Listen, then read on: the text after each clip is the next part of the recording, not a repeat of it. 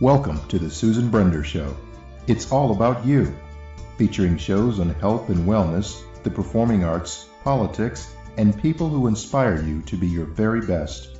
And now, here's Susan Brender.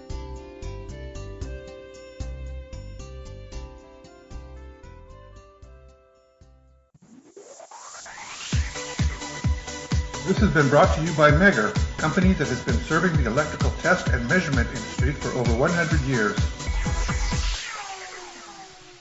I'm Susan Brender, and this is the Susan Brender Show. Today I have Aimee Barr, who is an LCSW, which is a psychotherapist with a private practice in Williamsburg, Brooklyn, and on Union Square in Manhattan. Her practice specializes in supporting adults navigate their toughest life transitions, such as career changes, divorce, and breakup. So I want to welcome to my show Aimee Barr. Thank you so much, Susan. It's really such a pleasure to be here. I'm very excited for this today. Well, I always tell my guests that it's always a privilege to have them on the show, and because the truth of the matter, you've got a lot to hit our audience, and I'm very proud to have you on my show. Now, let's talk a little bit about why do clients typically come to see you? Because, there are a lot of people out there doing what you do, and I want you to describe just a little bit exactly what it is that you do. Great. Well, I'm so glad that you asked that question because I think therapy still has a pretty bad rap that you need to be at a really low place or that there needs to be something wrong with you in order to seek out the advice or the support of a professional. And quite often it is our roughest moments that allow us to say, you know what, I want new results. Something isn't right, whether it's I'm sick of feeling this way or I'm sick of experiencing the same symptoms over and over again. And what I really do is I help people gain greater awareness about why they have arrived at the place they have and also some greater awareness on who they are. I believe that we all want different things, and sometimes we're not even aware of it. And until we really gain that awareness, what I see happens a lot is we act out unresolved issues in lifetime, whether that means that we will grab in someone who reminds us of a parent in some ways and reenact things from the past with them. So in gaining greater awareness, we can have different results quite often show up in lifetime in our life. Yeah. Now, Aimee, this is very important for me to say to you because there was just an article in the Wall Street Journal, and the Wall Street Journal talked a little bit about psychotherapy and the fact that a lot of psychotherapists are very young and that they, this is a little controversial, I'll admit it to you, but they say that when you're young, how could you relate to people who come into your office who are older? And I'd like you to answer that question because I want you to tell us, as a young woman, do you think that you can relate to your patients when they come in and they're talking about their whole life and all the situations that they have faced and the pain that they have felt, things of that nature? So, what would you say to that? Great. Well, I'm glad that, again, another great question. I'm glad that you brought that up too because this is what I believe. There's no shortcut to getting the right academic training, that you need that. And I think that quite often people try to take shortcuts, but there really isn't. That it's really more about experience, what I would say, rather than age, and looking at that experience not only professionally but personally, and also looking at academia, work experience. And I will also say this, you're not meant to work with everyone, that there's plenty of clients that I'll speak with and I'll recognize that there's someone in my network who would be a much better fit for them than I would. And it's really about knowing yourself and having that self-awareness as a therapist to know that you should not, it's absolutely unethical to work with someone who requires services that are outside your realm of expertise. And I don't believe we're all meant to work with everyone, but there should not be a therapist practicing if they don't have the right academic credentials or the right professional experience. Right. Now, I want you to define the word psychotherapist, because people, when they think about mental illness, they think about psychiatrists, going to psychiatrists. But what about psychotherapists? Is there a big difference between what you do and what they do? There is. That I don't prescribe meds. I did not go to medical school. But what I did do is I have my master's degree in social work, and I've also gone on and have had advanced training. I took a course and received a certificate at National Institute for the Psychotherapies, which focused a lot on psychotherapy, looking at how we bond when we're younger and how that shows up in so many ways as adults. And there's a lot of different credentials, and I think it gets confusing because, as you mentioned before, so many people are providing therapy, but it's really important, I would say, for a potential client to really look at what training your therapist has and to see if it feels like it's in alignment with what you're looking for and what goals you have for yourself. Right, right. What about the word happiness? When you hear the word happiness, and everybody is seeking happiness, you know, I want to be so happy today. I want to wake up in the morning and I want to look at the sky and I want the sky to be clear and wonderful. When you hear something like that, does it make any sense to you about happiness? I mean, can we aspire to happiness? How does that, in your opinion, how do you get there? Yeah. And, you know, it's so interesting, right? Because who doesn't love happiness and bliss? And I think it's also very embedded into our culture, you know, especially as Americans, where we have happy birthday, you know, like, you know, don't worry, be happy, that there's so much focus on happiness. And what I really like to look at for people is how can we feel all of our emotions and not be paralyzed by it? That sometimes it's so healthy to feel angry and to feel sad because it lets us know when something important to us has been violated. It's kind of that antenna that helps us recognize when something is off. And quite often it's our problems that actually propel us in a new direction and to create things that will even bring us greater bliss and greater satisfaction and fulfillment in life. But we need to be able to welcome all those feelings in, and which is why I'm a big believer in getting people more aligned, if you will, and more honest and aware of what's going on with them. Because in really looking at that, then we could create a life that gives us a greater sense of fulfillment. And I like the word fulfillment versus happy. That right. While happy is wonderful, you know, and we should have life filled with happy moments, but I also believe that fulfillment really provides us with a sense of purpose, a sense of belonging, and a lot of those things are the cornerstone of what allows people to enjoy life at a greater level. You know, you talked a little bit about the word fulfillment, and you also mentioned that people need to kind of concentrate a little bit upon other feelings and other emotions. Now, people, they deal with death, which is, you know, you can't avoid that. They deal with divorce, which is, oh, my goodness, it's gone from probably 10% now to 50% of the people in this country. And there are various other things that people have to deal with, especially now with computers, because they don't really, you know, and we're going to talk a little bit about this, the effects of the computer, the use of messaging on the phone and, you know, just, and even now, robots. So let's talk a little bit about that. What is your opinion about the way things were when you were young and the way things are today? Wow. Well, that's a very, very big question. And, you know, like anything in life, I don't believe things are all good or all bad, right? That on one hand, it makes it really accessible to be connected to people that we would have lost contact with.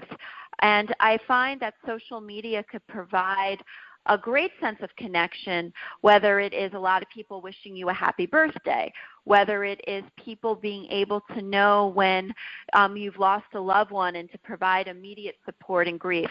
Now, I also think, though, that all that glitters isn't gold. And we have so much of that goes on in social media where we want to share our highlight reels, if you will. And it doesn't really present a full picture. And then social comparison will happen. And I see that being one of the downfalls of social media, that we will falsely compare ourselves against others based on what they're posting and then believe that we're not enough in so many different ways. So I see that happening, and I also see a growth of narcissism in the sense that we could post a picture of, what we had for lunch and get like 200 likes and then have this like belief that people should respond to us immediately. And I do see a lot of that, and I see too, a growth of like a lot of attention deficit disorder, just in the sense of being connected all the time. It keeps us from really being present to what's going on in our life. So, I think that in certain ways it does provide connection, but it's also being misused. And like anything in life, we need moderation. That I recommend that you shut the, electronics off at a certain hour, and you don't spend more than a certain amount of time, on it. And, sometimes being infiltrated even with like all of the sad news, that we need a little bit of a break from it in order to be able to be present in our lives and then to come back into the world with more energy. All right. So you have, I assume that you have a lot of patients. I don't expect you to give us a name, but can you tell us a story about some of the patients that you've dealt with and the way that they feel? Because I want people to understand that you don't have to be mentally ill to see a psychotherapist, but obviously there's a need for people who seem very normal, and yet they are unhappy and they're sad. Yeah. It's, I really admire, and I have a lot of like therapeutic love for the people that I see, because I think they're so brave. Because the hardest thing in the world to do, I believe, is to honestly look at yourself. And to honestly look at yourself in a way where you feel truth and you can't run away any longer from the reality of your life, and you're ready to make changes. So I would say that the people who I see, they're really ready to make changes in their life, whether it is they're going through a really, really bad breakup or divorce, and they're sitting there saying, how did I get here? How did I choose this partner? How did I end up in this relationship? And why am I in so much pain over this? Right. So I see a lot of people coming to therapy around that. And I also see a lot of people coming to therapy because they're at this crossroads where they're saying, is this it? I went to school, I did everything everyone always told me to, and I'm miserable in my job. I don't know if I should completely switch careers or if there is just problematic things that are situational in my job. And I do believe we need to look at our past. We need to look at how we were, growing up academically, what our relations were with school in different ways. So while I don't provide career counseling, I will look at someone and help them access their strengths, and also look at what may have happened developmentally that led them in the directions that they went to. And one thing I love to say to people is that our parents raised us, and then as adults we have to go back and raise ourselves. Right. So people will come to me because they're ready to raise themselves. They're saying, I need something different. I need to go in a direction that's different because I see this feels like Groundhog's Day, or I feel completely confused on why I've arrived here. Yeah. And what about the word loneliness? Because you hear so much, and unfortunately, this is the scary thing, that when you get older, at a time where you expect things to be wonderful because you've learned so much, you've matured, you've had experiences that is pretty wonderful perhaps, but you hear that from these older people about the word isolation. They're put into a world where their friends, their family die, and suddenly they're left all alone. What kind of advice would you give to those people? Yeah. I don't think there's anything that feels so crippling as loneliness, and I will say that because I think we need to really acknowledge that that is such a tough place to be. And being isolated is a really, it makes it so much worse, right? So what I always like to look at for people too, that I believe in Maslow's hierarchy of needs, we need love. That is something we need to feel connected. We need love. And I want to look at what access do you have to that in ways that you might not be seeing. Mm-hmm. And I don't believe that we can really do intense psychotherapy when there's very basic needs that are missing. So sometimes, and this comes from my social work training, I want to assess how people are at taking care of themselves. I want to look at that medically too. Are they sleeping? What is their diet like? What is going on physiologically? And are they connected with a loving support system? Because we really can't go deeper and we really can't do work until people have their basic needs that are met. And I also want to look at how are they at self-soothing. Meaning that when anger or sadness comes up, what is their capacity to hold those feelings? That we can't go deeper, too, unless we can really see if people have some basic skills to handle it. So my long-winded answer is we need to look at things very individually, but if there are very basic needs that aren't being met, I need to look at how we can meet those, whether it is by reaching out to people that could be great support systems that we haven't thought of before, or if it's by paying other people to actually be connected in different ways that are meaningful. But we need that. Without that, we can't do real deep healing work. Yeah. Now, you combine astrology with your practice and, of your psychotherapy practice. Now, when I hear the word astrology, I get a little nervous because yeah. Go ahead. What do you say to that? No. I smile because I definitely know it's controversial. And what I will say is that, it's a hobby I've had for 15 years, and recently I started paying someone who's an expert to help mentor me in it. And I do believe in looking at everyone as an individual, and there are certain clients who I never bring this up with, ever, because it's not going to help them. It's not their way of looking at the world. But with others, I find that it can be a really helpful way of them non-pathologizing themselves. And Carl Jung was actually someone who did dabble in astrology, too, as a therapist. So when we dig deeper, we could see that it's not as uncommon, but similarly to what I said earlier, we're all individuals. We need to really look at, is this going to be a good modality or a good intervention to use with this person, or is that going to be something that will not provide them value? But as a therapist, I really believe we need to each have a lot of tools, and we need to be able to say, with this person in front of me, is this going to help them or is it going to hinder them? Is it going to provide them with something, or is it going to be us pushing our own agenda on them? Yeah.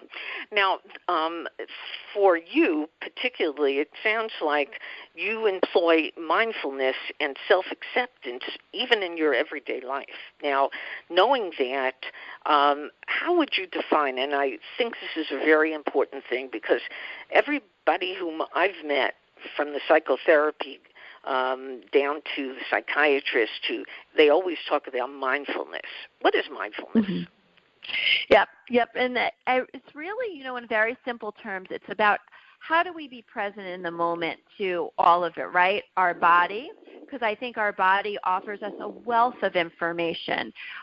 Sometimes we get so angry and we didn't realize we were getting angry 10 minutes ago, but we didn't slow down and see what was going on in our body to give us those tools. It's really about being able to be focused in such a way that we can have access to our own thoughts, that we can make choices that are grounded in reality by slowing it down and paying attention to things that are going on and being able to practice that. Meditation can be a really great tool that can help the mind get present as well. Sometimes doing like different breathing exercises. And a lot of these are what I like to refer to as well as like skills. Like what skills can we employ that can help us self-soothe? So in that moment where we're feeling that rush of sadness or anger, we can feel our feelings without becoming them, meaning that I know I could feel angry without becoming angry to the point that that's the main thing that is going on, that is blinding me from being able to be grounded in reality. So I think the mindfulness tool helps us so much in feeling those feelings without having to become them, if that makes sense. Yeah, it sure does. Very interesting stuff. Now, there must be warning signs that you see as a therapist, and what would they be? Yep. And again, I always like to look at what are like Maslow's hierarchy of basic needs. Like, let's look at how is someone sleeping? Are they eating? Are they going to work? Are they having strong interpersonal relationships? That before we go deeper and see like things around anxiety symptoms or depressive symptoms, I like to really, really start at the basics and see if somebody is taking care of themselves at a very basic level, or if those are things that are not happening. And it's so easy, I find, in busy city life to minimize the need for sleep or the need to, have healthy, routines such as working out regularly or being outside. Even in the cold, we need the sunlight in different ways. So I want to look at all of those basic things, because sometimes switching some really small basic things can make such a tremendous difference before we start going to this place of pathologizing ourselves. We need to look at how are we really taking care of ourselves on a basic level. And those are the main things I look at. Aimee, one of the interesting things is that we live in a society, and I'm talking about the USA right now, where they encourage you to make money. Money, power. Those two things are very important in our country. And how do you avoid feeling stressed out when you go to work, say, 7:30 in the morning, and you don't come home till 8 o'clock at night, and the family doesn't have a chance to even eat together?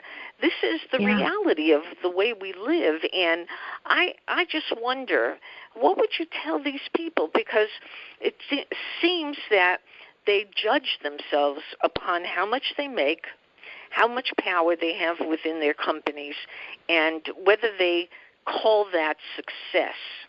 So, what do you think about that? It is so tough, right? Because so often we feel like we don't have a choice, especially when that's the norm. And it's a big thing I do work with people around, because they feel they don't have a right to say no, because otherwise they'll just be replaced with someone else. Right. And it's really so challenging, because it's hard to enjoy life when you are going at this manic pace. And what I like to look at with people is what matters most to them. That I always believe that commitment, we know what we're committed to, right, based on two things alone: where we spend our time and our money. And looking at, people could say, I'm really committed to my family, but if they're never around, we have to really reevaluate that. Sure. And we need to look at the cost and benefit of different things. Because I do believe we can always make different choices, but it has to start with, well, what are we committed to? And let's look also at compassion fatigue, and let's also look at burnout as well. That quite often when we're feeling exhausted, we do get what's called compassion fatigue, where we stop caring about the things that we once cared about because we're so exhausted. So I'm a big believer we do need that time off, and we do need to be able to find different ways to get balance in. Otherwise, we're not going to be able to really be honest about what we prioritize. And then we have to look at, well, let's make different choices then, even if it's scary, even if it's something that you're afraid of. That I do think at times we can always make some new choices, but at least let's be honest about what we prioritize. And if we have to prioritize work, then let's look at, if that's the case, how can we have some boundaries and some balance in other ways, whether it is needing more vacation time, whether it is on the weekends not checking your email. But we need to be able to really look at how we get that balance in. But it has to all start with us being very honest about ourselves, about what matters most. Yeah. This is maybe apples and oranges. It's sort of not exactly what we've been talking about, but it's trending now, and I think it's very important for someone like you to discuss. What do you think is the reason there are people today, young people, are protesting, are kind of uniting because of the different situations that have occurred, like in Parkland and various other places? What would you say to them as well? Because they're getting out. I mean, thousands, virtually millions of kids suddenly woke up to the reality that they may not be safe in their schools. Yep. And you know what? I have a lot to say, and it's very emotional, right? Like when we see people banding together and uniting the way that they are. And I would just keep saying, with a lot of support and, keep going, because I do believe we heal collectively quite often, which sounds funny saying as a psychotherapist when I work with people individually. But when we come together in the masses the way that we've been seeing, I really believe that that's how we create social change, because we're uniting under one voice, and we're uniting in such a way that we're able to spread a message much louder and to be able to provide that support. And I do believe that that's why we mourn, collectively, or when we have life cycle events, we all come together, because we're humans, we're social beings. And bringing it full circle to what you said about loneliness, that when we stay isolated, we really are in this place of being the victim to loneliness in so many ways. And things don't get changed in monologue. We need dialogue, and we need dialogue consistently in order to have new conversations. So the more people that band together, come together, have new conversations, that's when we see social change. And I think people are getting fed up. And, I think that we can look at social media as a great platform with this, because we're able to spread messages, we're able to get information, and we have to really be careful to make sure we're getting accurate information, too. And that's one of the dangers. But I think banding together, coming together, fighting for causes, I think it's beautiful, and I want to see more of that. So what advice do you have for anyone looking for a therapist? Because a lot of people, they want to get help, but they can't because, of course, of the monetary situation, and also they just don't know how to find one. They don't know. Yeah, and it's such a personal relationship that I believe wholeheartedly you need to be selective, and you need to find someone that you have the right fit.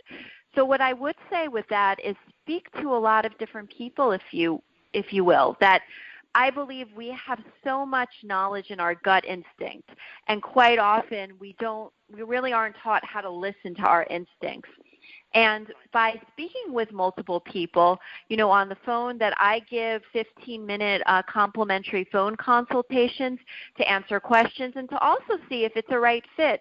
That if someone comes to me, and again, I don't have the expertise that I know would really benefit them, I could connect them with someone who does have that. So I would say don't be afraid to call multiple people. Ask people that you respect for recommendations. Psychology Today is a wonderful resource as well. And if you connect with someone who's at a higher price point than you can pay, I would say, don't be afraid to ask anyone if they would do a sliding scale, or if there's someone who has their realm of expertise but might be younger or not as experienced, that may charge them less of a fee. So, you really want to advocate for yourself. And what I will say is sometimes we do pay the most for the things that we think we're getting for free. And I'm a believer that therapy is something that is worth investing in, because the changes you can make will impact your life if you do work through things in a way that's meaningful and thoughtful. And quite often we will get that through working with someone who does have more experience. That's great. Now, last but not least, Aimee, what's in store for you? Where are you going from here? Because it sounds like you have a great practice, you understand people, you have passion for what you do. So is there anything that is coming up that our audience ought to know about? Sure. Well, what I would say is, follow me, on social media. That I'm pretty active on Instagram, and I really, I do like daily, monthly challenges actually that I love to be able to post about any different special mental health events or holidays coming on. And, here's the truth. I'm not quite sure. I feel so fortunate because I love what I do. I really feel blessed to be able to do this, and I don't see myself stopping anytime soon, and I also don't know what form that will take. I don't know if that eventually I'll end up writing more. That's something I could see.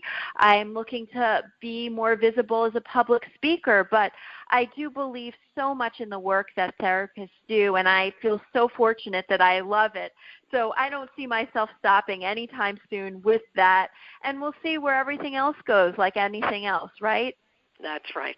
Well, my guest today has been Aimee Barr. She's an LCSW and a psychotherapist who practices in New York, and she's really passionate about what she does. And I want you to just, if you need a psychotherapist, you might want to listen a little more to Aimee and find out what she has to say, whether she wants you to be a patient of hers or whether she wants to recommend somebody else. So, Aimee Barr, it's been a pleasure having you on the show. You're just so full of knowledge. It's amazing, and I've enjoyed interviewing you. Oh, this has been great, Susan. Thank you so much for having me on, and I will say to your listeners that I am very committed that people find the right support. So even if you're out of state, don't hesitate to reach out. I am very committed to helping people make the right connections no matter where they are. And how do they find you, Aimee?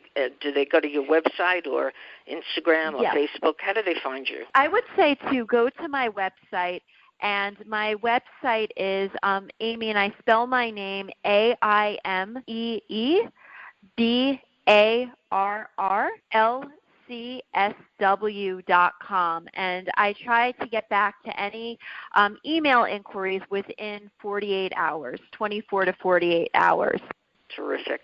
Well, again, thank you, Aimee, for being on the Susan Brender Show. It's been a real eye-opener, learning a little bit about what you do and how you do it and what you feel. So thanks again. Thank you for listening to the Susan Brender Show. To be a guest, email sebrender@yahoo.com.